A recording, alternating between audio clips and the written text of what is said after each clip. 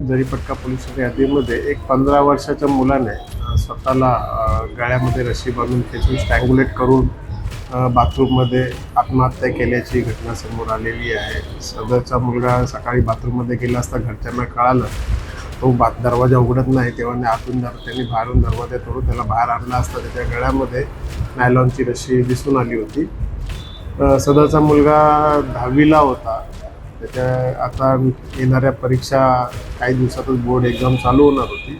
सध्या स्थितीमध्ये आम्हाला त्याच्या आत्महत्येचं कारण आईवडिलांशी चौकशी करत आहोत, त्याच्याकडे इतर नातेवाईकांनी चौकशी करत आहोत की कारण काय आहे, त्याला कसला स्ट्रेस होता का याबाबत माहिती घेत आहोत. पण अद्यापपर्यंत आत्महत्येचं निश्चित कारण जरी समजलं नसलं तरी माझं सर्व शाळकरी मुलांना हे आव्हान आहे की 10वीची परीक्षा हा एकच आपल्याकडे उद्देश नाही आहे. याच्यानंतर देखील आपल्याकडे भरपूर उद्देश आहेत, भरपूर परीक्षा येतील.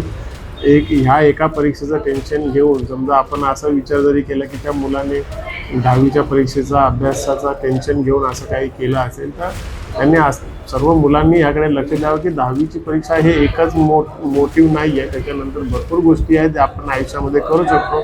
त्यामुळे एक 10वीची परीक्षेचं टेन्शन घेऊन असंही टोकाचं पाऊल कोणी उचलू नये, जेणेकरून स्वतः आत्महत्या करून आपण आपल्या आईवडिलांना देखील त्याच्यामध्ये दुःखी करत आहोत. संपूर्ण कुटुंबाची जी आशा असते त्याच्यावरती आपण पाणी फिरत आहोत. एक छोट्याशा आपल्या घेतलेल्या पाय उचलल्यामुळे आपण जे काय करतो त्यामुळे असं कुठलंही टेन्शन घेऊ नये. कितीतरी अशी समाजात उदाहरणं आहेत ज्या अशिक्षित असून देखील खूप पुढे गेलेले आहेत किंवा कमी शिक्षण झालेले आहेत तेही खूप पुढे गेलेले आहेत.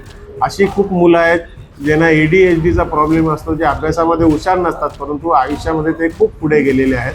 त्यामुळे तुम्ही 10वीच्या परीक्षेत जरी पाठी पडला असाल तरी आयुष्यात तुम्ही खूप पुढे जाण्याच्या अनेक संधी तुमच्याकडे उपलब्ध असतात. त्यामुळे आत्ता तुम्ही कोणत्याही प्रकारचं टेन्शन न घेता, नाउमेद न होता अशा प्रकारचं कोणतंही पाऊल उचलू नका ज्याच्यामुळे तुम्हाला स्वतःला वैयक्तिक, तुमच्या आईवडिलांना, तुमचे शिक्षक, तुमचे नातेवाईक, तुमचे मित्रमंडळी यांना कोणताही धक्का पोहोचेल. त्यामुळे अशी घटना करू नका.